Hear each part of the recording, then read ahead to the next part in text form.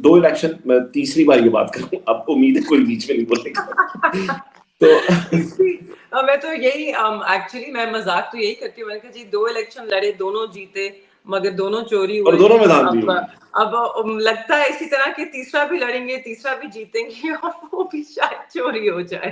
नहीं, क्यों हो जाएगा चोरी? मगर अब नहीं होगा इंशाल्लाह, अब चोरी नहीं होगा। मैं बताती हूँ चोरी तब नहीं होगा जब 8 फरवरी को आपको कामयाबी क्यों मिली, क्योंकि अवाम ने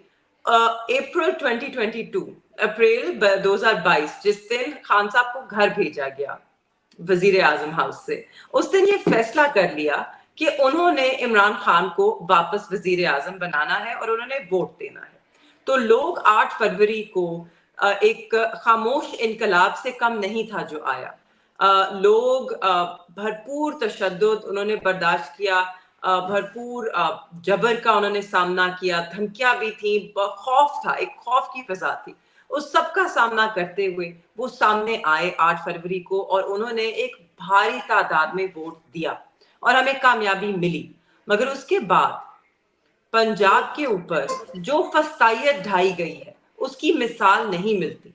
पिछले 1 साल से जब से इलेक्शन हुआ है आपने देखा है कि आपके आइन को रद्दी का कागज बना दिया गया है।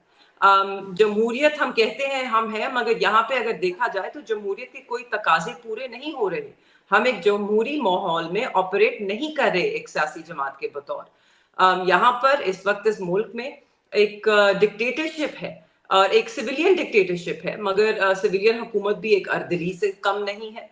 तो अगर तो हम चाहते हैं कि ये जो 8 फरवरी 2024 को हुआ वो दोबारा कभी ना हो, तो हमें फिर 8 फरवरी 2025 को निकलना होगा।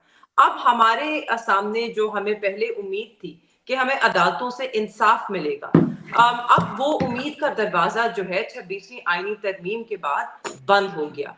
आपने देखा है कि किस तरह अदालतों को महकूम कर दिया गया है। चुनतखब किए जा रहे हैं जजेस, मुंतखब नहीं किए जा रहे। मनपसंद के जजेस किसी भी हाई कोर्ट से उठा के किसी भी हाई कोर्ट में लगाए जा रहे हैं और अनकरीब यही होने वाला है आपके सुप्रीम कोर्ट के साथ। उसको भी पैक किया जाएगा चुनतखब करदा जजेस के साथ। तो अब हमने ये फैसला करना है कि अब अगर हमें इंसाफ चाहिए, अब अगर हमें जमहूरियत चाहिए, अब अगर हम चाहते हैं कि हमारे वोट की कोई अहमियत हो, कि इस मुल्क में बुनियादी हकूक की कोई अहमियत हो, तो अब हमें सड़कों का रुख करना होगा पुरअमन तरीके से, कानून और आइन के दायरे में रहते हुए, मगर हमें निकलना होगा और हमें बावर कराना होगा कि जिस तरह 8 फरवरी 2024 को अवाम इमरान खान साहब के साथ खड़ी थी, वो आज भी 2025 में भी इमरान खान साहब के साथ खड़ी है। ओके, ठीक है।